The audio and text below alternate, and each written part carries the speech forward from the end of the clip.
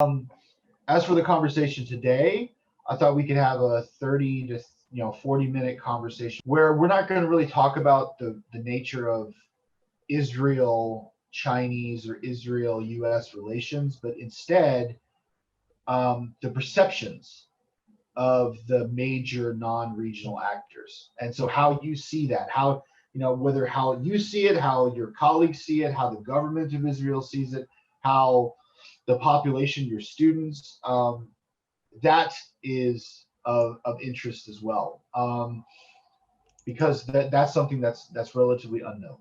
It's quite complicated because there is no one Middle East population, no homogeneous Israeli population.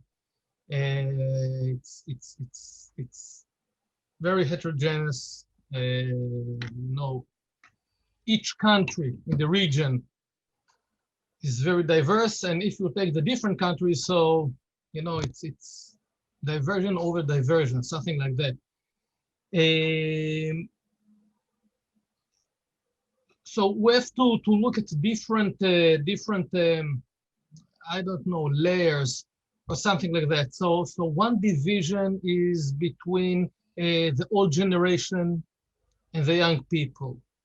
And we see very clear, the old generation are still heavily influenced by traditional thinking about world politics, imperialism, the negative impact of the US, things like that. Also traditional conflicts in the region. And of course, the different powers, world powers, are perceived by the role they used to play in those conflicts. China is positive, supported the Palestinians, supported the Arabs against the imperialist bloc, and of course the other way around. The young generation is probably, at least part of it, is more pragmatic. And we see it very easily in the case of the agreement, Israel and the UAE agreement. The old generation is still, again, influenced by those traditional perceptions against Israel, while the young generation, including the leadership, local leadership, young generation, are more pragmatic. What benefits we can get, what cost we are paying, and that's what matters. As for China, I think that, China is very confusing, very confusing. I try to read regional media, press, to overview, to see how China is perceived in different countries and with respect to different developments, including the pandemic. And frankly speaking, I cannot identify one clear trend. I cannot identify, Arab support or Arab, I don't know, resistance or disappointment of China. I think that it is safe to say that China doesn't enjoy a large amount of confidence. I don't think that Middle East countries perceive China as a reliable world power, something that can replace either the US or Russia. And the recent developments only support this assumption. First of all, the pandemic, no matter how China tried to convince the region that in all this mass diplomacy and all that, it support the region and all that, people, first of all, they don't forget where the pandemic came from, the first place, and also People are aware of the low quality of the equipment, at least part of it. So yes, people don't buy it that easily. Also, again, I mentioned before, the agreement, Israel and the UAE, Israel and Bahrain. Well, before, I don't know, 1 year ago, last year, people were talking about China's increasing influence in the region and the decline of the US influence. Well, if the US influence is declining and China is rising, so where was China when that agreement was concluded, was framed? What role China is playing in Syria? What role, I don't know, China is playing in even if we take it a little farther, and now the Azerbaijan-Armenia war. China is not a political player in the region, and I think that it becomes clearer and clearer. Russia, on the other hand, of course, did quite a good job becoming a player again. The assumption here, you asked for regional perceptions, not about my analysis. The assumption is that Russia has managed to restore its position thanks to the US, with the generous assistance of the US. Actually, hadn't the US, provide such a vacuum in Syria, Russia wouldn't have increased its presence. And I think, as far as, if I catch the atmosphere correctly, I think that at least in Israel, people are quite satisfied with Russia's behavior, in the sense that after all, it provides stability. It is quite balanced, responsible, and of course, very important from Israel's point of view, it provides Israel, it allows Israel a certain freedom of maneuver.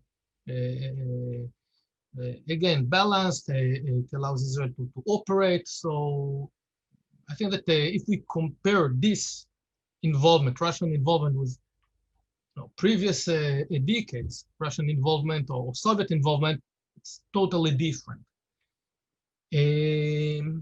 I think that the agreement, again, I mentioned it, changed the perceptions about the US role in the region.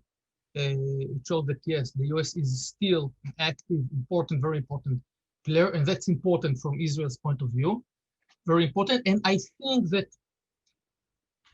going back to China, if there was, I don't know, let's say until 2018, if there was a question whether Israel should get closer to China, not at the expense of the US, but side by side, I think that, and maybe there was this talk, maybe Israel should push a little.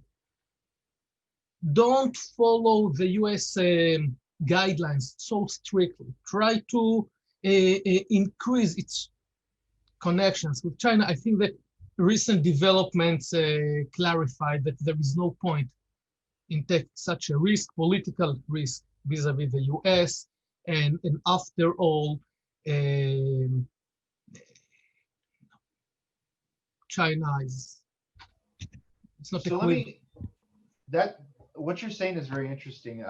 Let me ask you a follow-up then. So you're pointing out that, the politics of the region have kind of re-exerted itself, whether it be because of the COVID environment or whether it be because of the lingering impact of Syria or even possibly the Yemen crisis or whatever it is, and that China has as part of its core policy kept political disputes and getting involved in the regional dynamics at arm's length, and they've replaced it with this this economic diplomacy, that we get involved and we build relationships through economic investment, economic ties, and so on and so forth. And so you're pointing out, I mean, and forgive me if I'm overstating what you're getting at, but you seem to be saying that economic relationships are positive and everyone is welcome for China to get involved economically with each other, but it's not supplanting the existent political realities that shape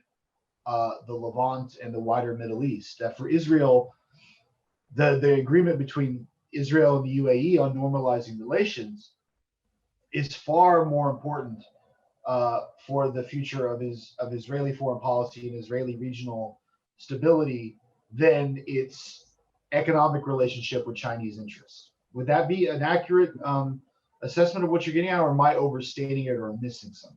I think, yes, I think that they are overstating. Actually, I think that from the economic point of view, also, there is I don't know if disappointment is the right word, maybe more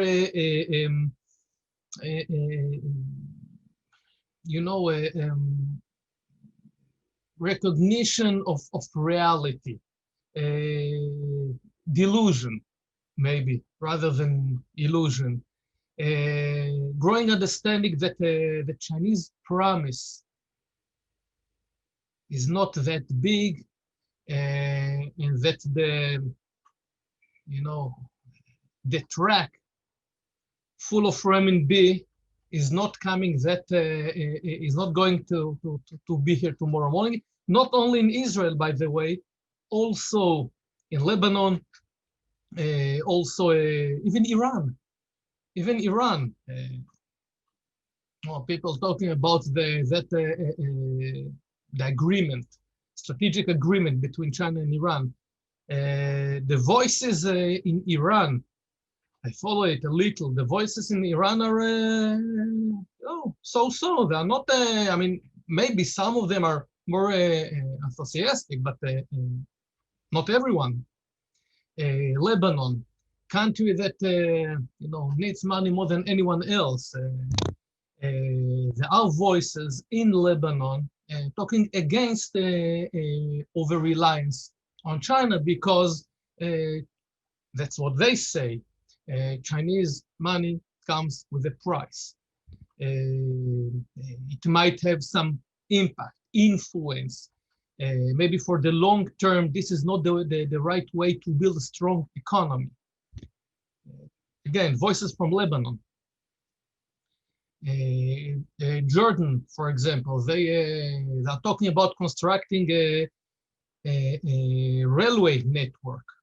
I'm not sure that China is going to play a major role there. They expanded the Aqaba port. I don't think that Chinese companies played significant roles there.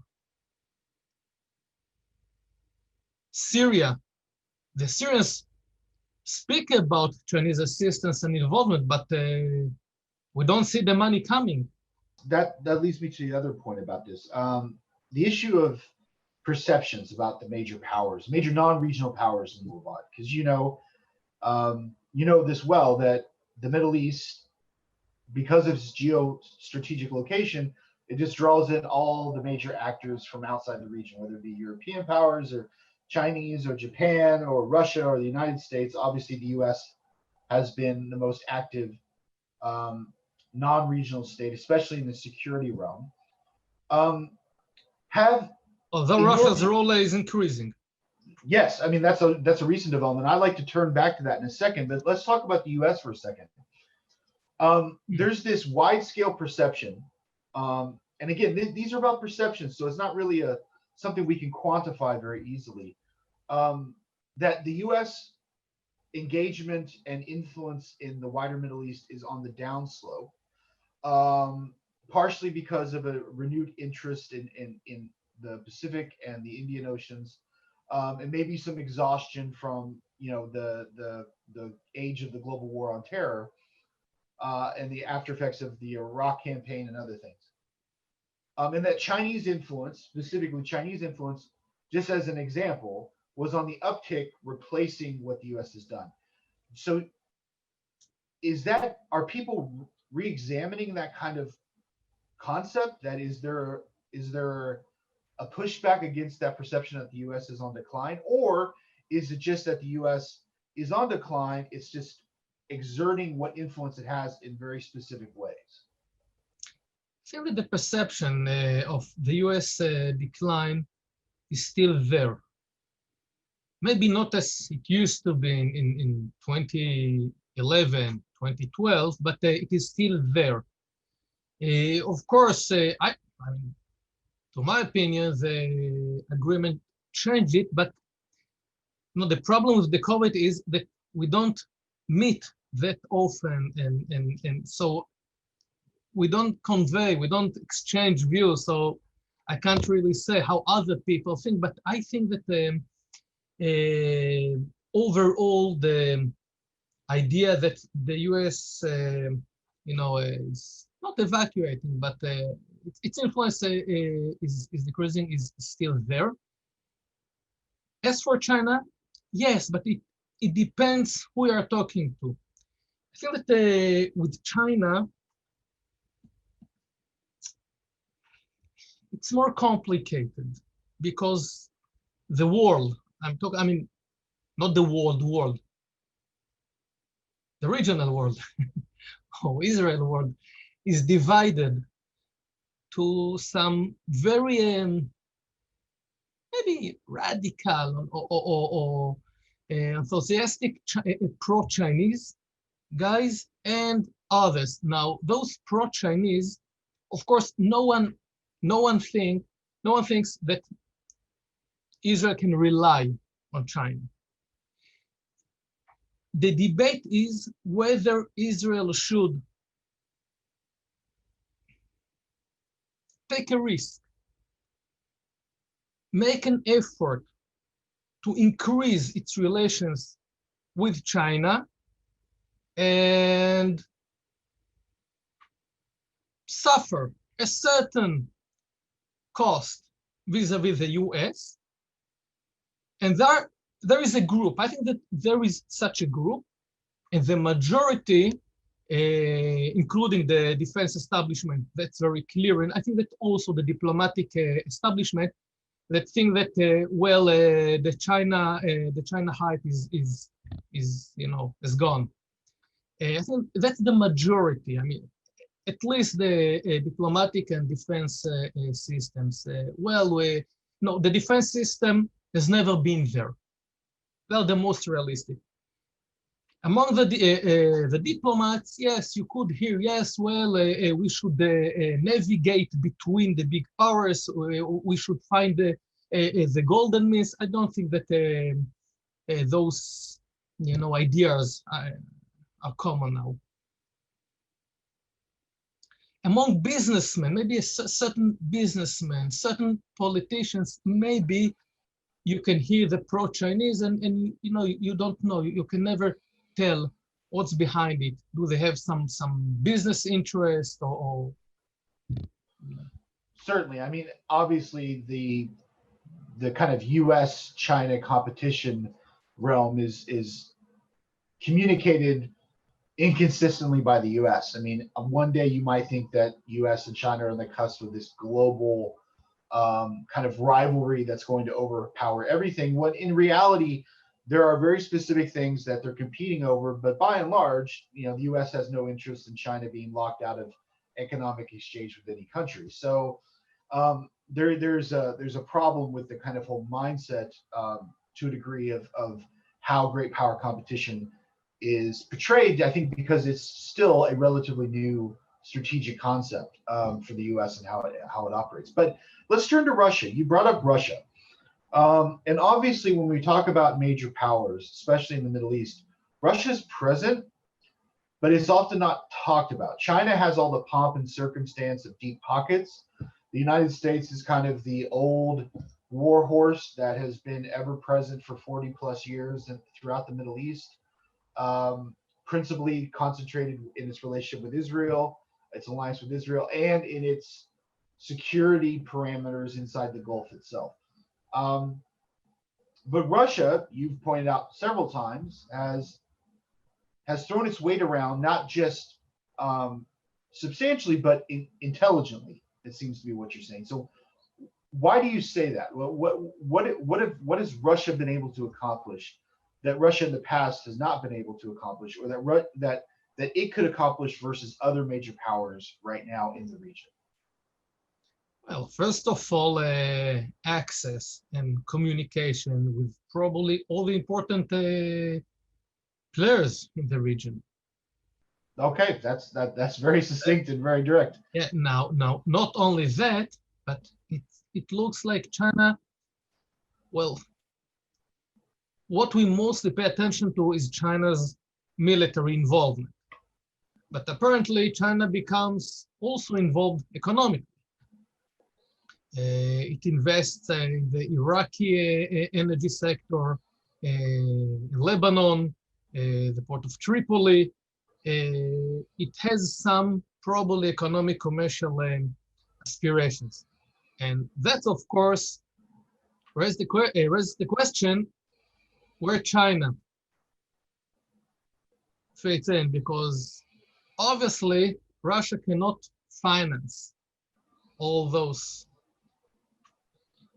enterprises. It must have someone to pay for it, partner. And China is the immediate suspect. So there's a possibility of, in the long run, of China financing projects that could be advantageous to Moscow's political aims in the region, if they could coalesce in a beneficial way for Moscow. It's also a discussion that we've held here. To what degree China and Russia are expected to collaborate economically in the Middle East? Obviously, there is no clear answer, because China still, China, against what people think, China is not investing in unstable areas in the Middle East. It doesn't do so, and it looks like that it is less and less willing to do so. Maybe it was willing to do so in 2016, but not anymore. So it's not clear to what degree Russia would manage to bring in China. But again, maybe now this is not perceptions. That's an analysis. So sure. Well, I mean, they jump up against each other. Obviously, I agree with you that there is still a lot of unknowns related to Russia-Chinese cooperative action outside of very specific realms. There's a lot theorized, but not a lot on actual, like, on the ground processing. But and I don't think, Jeff, that people are still speculating. I mean, maybe experts, watchers do it, but this is not part of the common perception of Russia and China. That makes sense. That makes sense. Especially in the Middle East, where they've seemingly been pursuing different aims, which has been perfectly clear, especially in the Levant and Eastern Med. The interests have diverged pretty substantially vis-a-vis Syria. You know, Chinese have hands off at all costs. Russia has been knee deep in that conflict from its inception. So it definitely, that's a good juxtaposition. But let me move on to another element that I particularly am interested in, and that is maritime security in the wider Middle East. There is and this is a question to you as an expert, as an analyst, someone who looks at Israel's position in the region as well as its relationship with China. There is a lot of speculation. Some claim it's real, but I still think it's mostly speculative, about the Red Sea becoming an area of geopolitical competition. That for decades, the United States has always kind of had unrivaled dominance in that body of water. The Navy used to joke about how it was a quiet lake for them to sail through as they were going to more contentious areas. But obviously in the last 5 or 6 years, you've seen regional rivalries play out there. The UAE and Saudi Arabia have developed dual-use facilities for their various naval and coast guard units vis-a-vis the Yemen conflict. You've seen Turkey and Qatar do some possible investments in Sudan. You've seen obviously the Chinese deepen their footprint in Djibouti. There's been speculation about the European actors getting more involved in the technical components of African Red Sea states. And then obviously the Saudis have recently stood up this Red Sea consultation partnership to guarantee the security of the Red Sea, primarily directed towards Iranian actors and illicit traffickers. From your point of view, looking at that, if all of those actors are supposedly involved in the Red Sea, and tensions are seemingly being played out in the Red Sea, how much does that factor into what Israel's talking about? And does Israel see that primarily as a local issue, as a regional issue between regional littoral states that are on the Red Sea, or do they see it as part of a larger kind of competitive environment going on around the world? Well, I don't know. I don't know. This is probably, I mean, maybe such a discourse exists in the defense establishment, but I'm not exposed to it. This is definitely some. I mean, the public is not interested in that question for sure. That's interesting. That's good to know. So it's more towards the Mediterranean. If there is a body of water that the public is interested in, it's more towards the Mediterranean. Well, it's even more interesting than that. Despite the fact that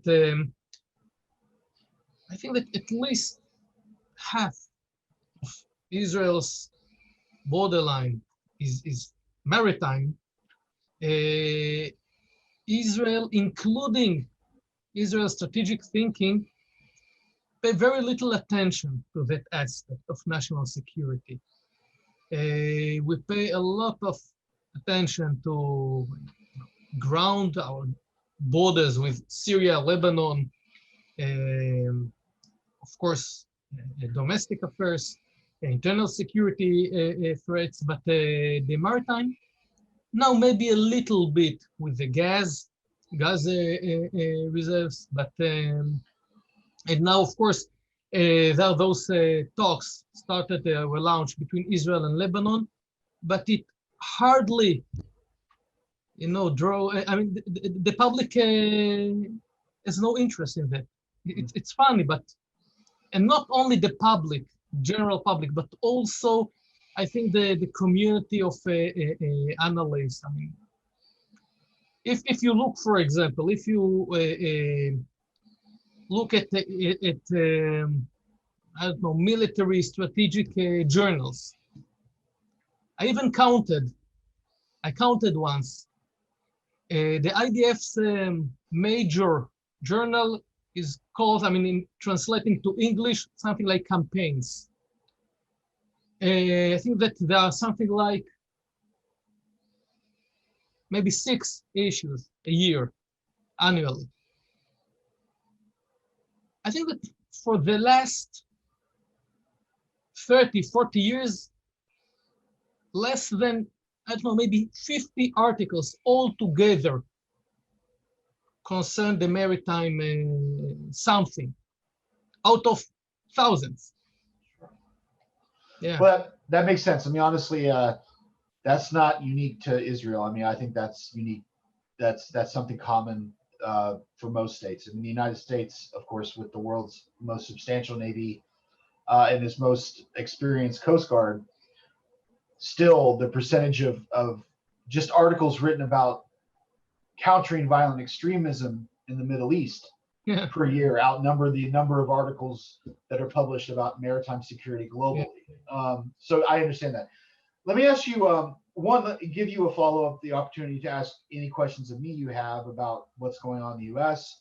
But one final question to you. Obviously, we've had the deal between Israel and the UAE on the pathway towards full normalization of relations. Obviously, the same has been achieved with Bahrain. It's a bit more delayed than the UAE process.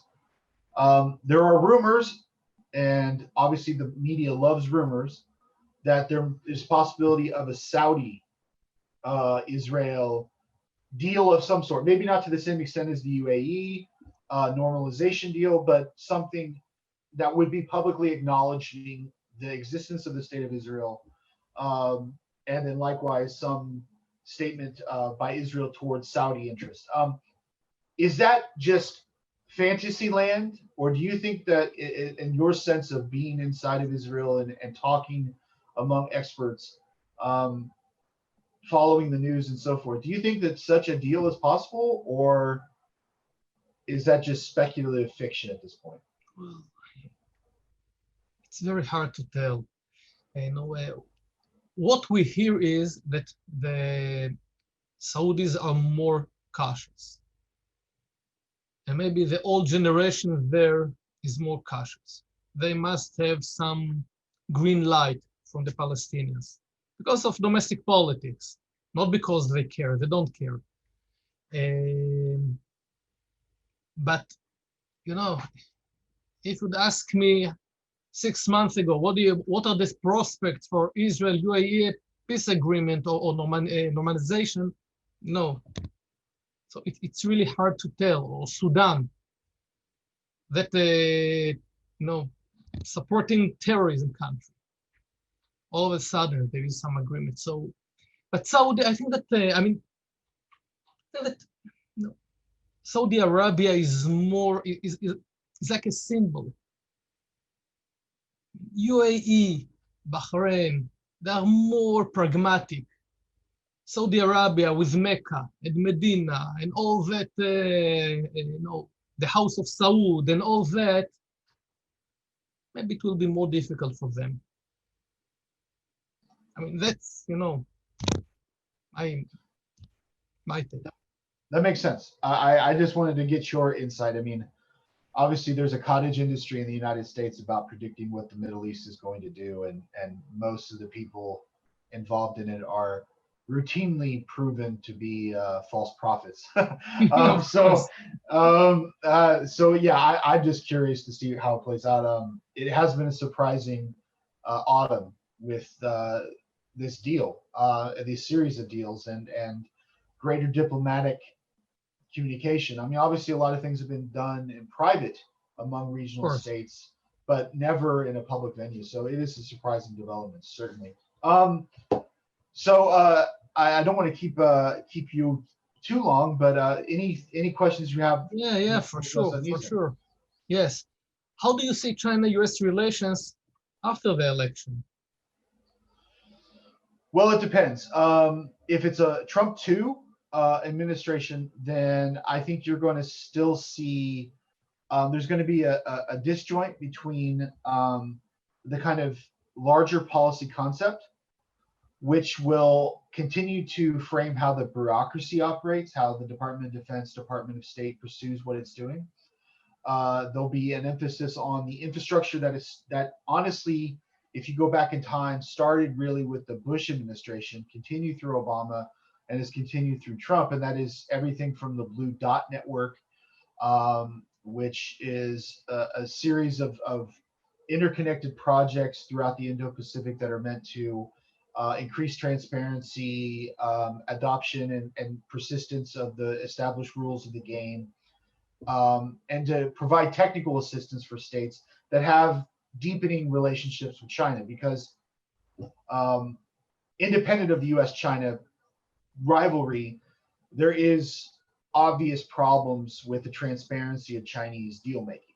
That the money comes rapidly, but it's not fleshed out. The legalese is not all there. It usually has back doors and side hatches that the Chinese interests can exploit.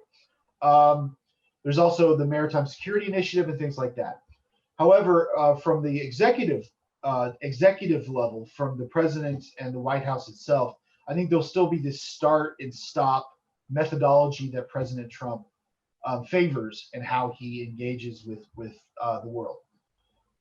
On the other hand, if there's a Biden 1 administration, I think that infrastructure that is in existence will continue its work, but will get, I think, more attention heaped upon it. And obviously, I think that President Biden will quickly back away from the kind of openly confrontational statements being made by the White House. I think he'll take a different tack. That'll be. I don't think it'll mimic what Obama did. I think there has been a corner turned in the U.S. among experts and analysts vis-a-vis the U.S.-China relationship, that there are on certain issues, there's no going back to we tolerate what we see from each other as negative policy approaches. The South China Sea is going to remain a hotbed of tension, as will the East China Sea. Increasingly, the Bay of Bengal will become an area of competition and back and forth. The Belt and Road Initiative and how the U.S. approaches that, just as a wearing, voice against the plan. China will increasingly be concerned about the status of the quadrilateral that's standing up between India, Japan, Australia, and the United States. There's going to continue to be this tension. So I don't think it's going to go back to the way it was during the Obama era, especially with the technological issue. That's honestly where a lot of the tension is right now. The lack of Chinese intellectual property acknowledgement of patents is an ongoing problem. The backdoors and gaps and holes in software and code that are in Chinese hardware that is sold, whether it be 5G, everything from ZTE to Huawei to the semiconductor production companies. All of these things have real gaps to them. But at the same time, the United States needs to get its act together and communicate this more clearly to the world.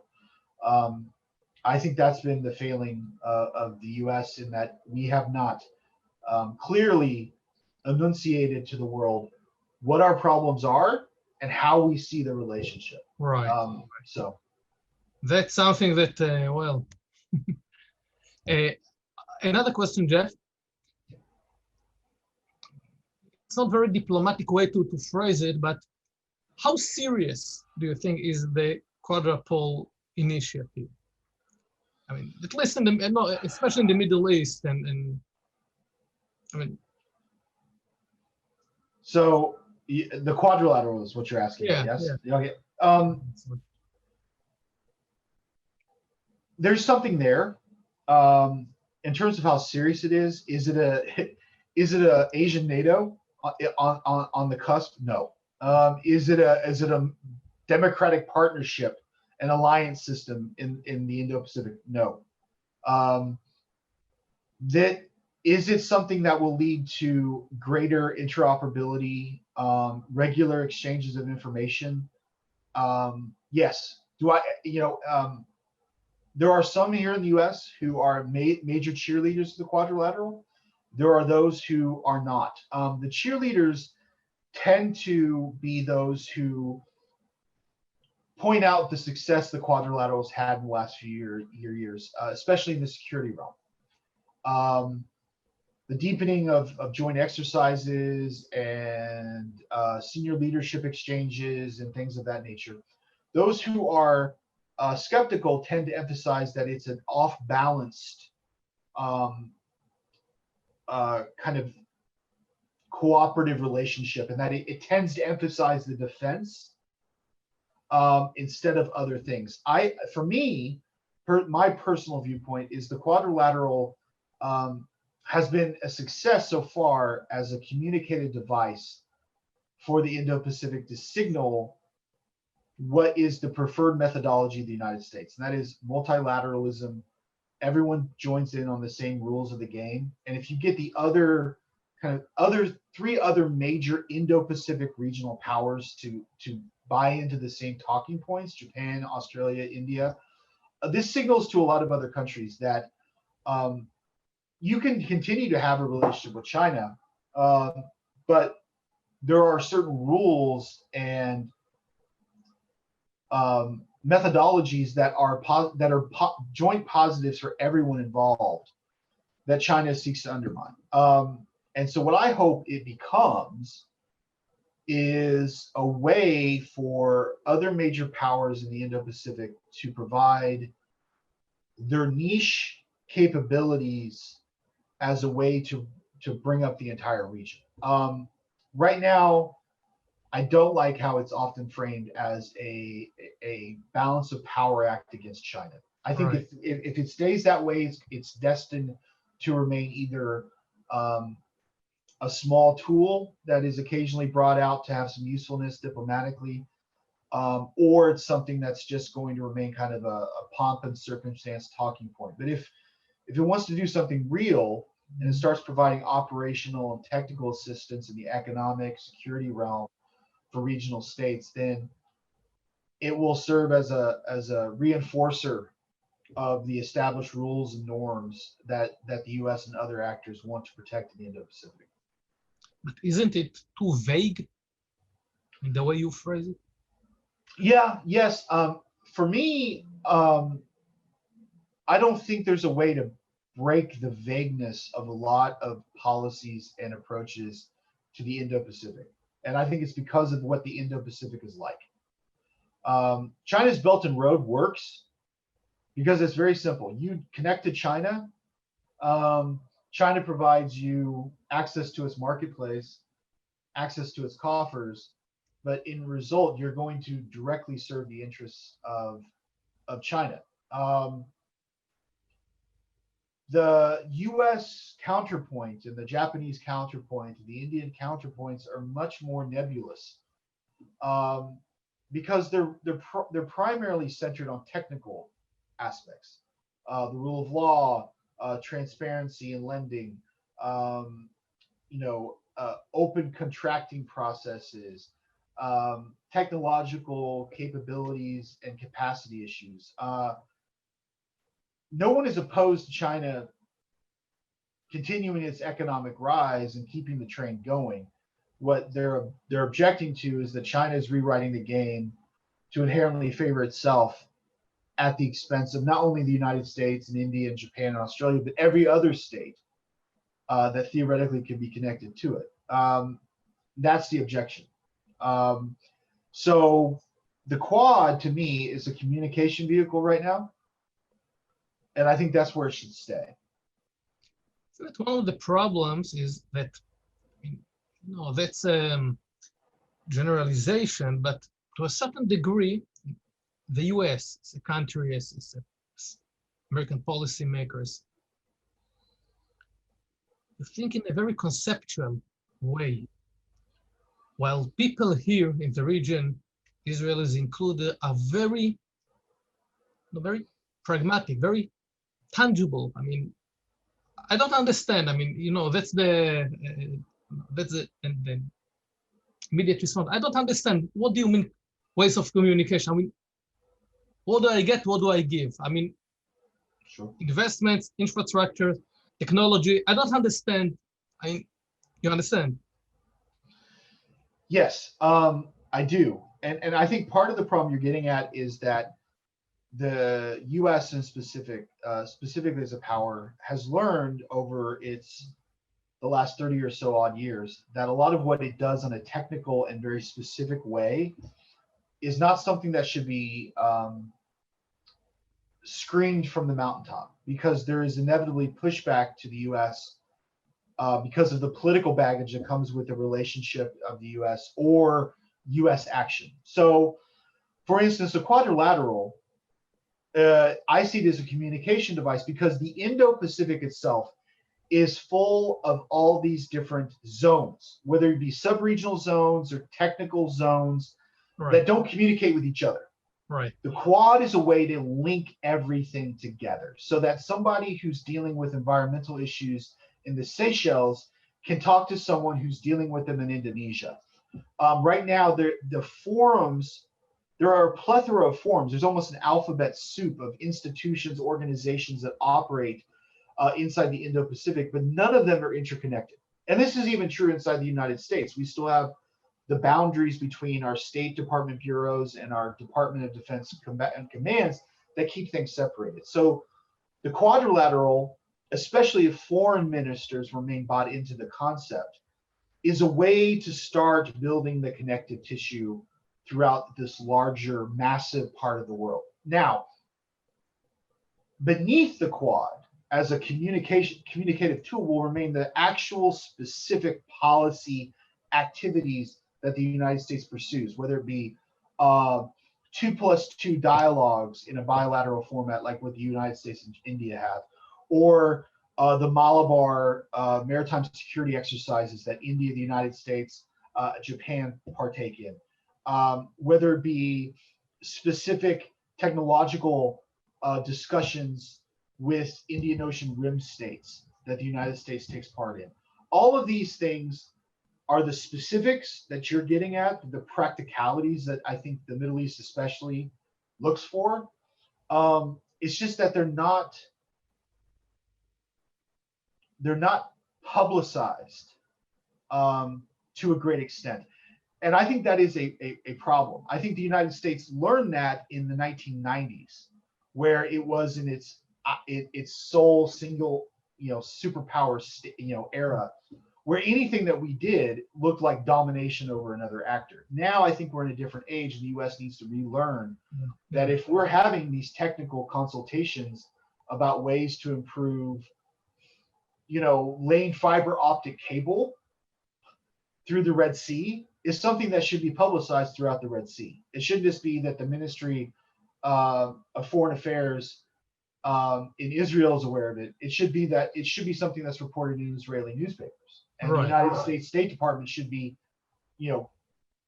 selling it. That's something I think that the U.S. needs to learn. Well, I wish you all the best and good luck, November the 3rd, whatever or whoever you vote for. It's been a pleasure. It is always a pleasure to see you. And knock on wood, go outside, spin 3 times and spit, do everything we need to do in order to get through the next month. U.S. elections, just like Israeli elections, are tumultuous. And this one is going to be, so we'll see. But anyway, thanks, my friend, for carving out time. And I'll be in touch soon with other things that we have going on. And feel free to reach out to us at NESA if there's anything we can assist you with. I will. Great. Okay. Bye, Jeff. Take care. I'll send you the link. Okay, great. All right. Bye-bye. Bye-bye.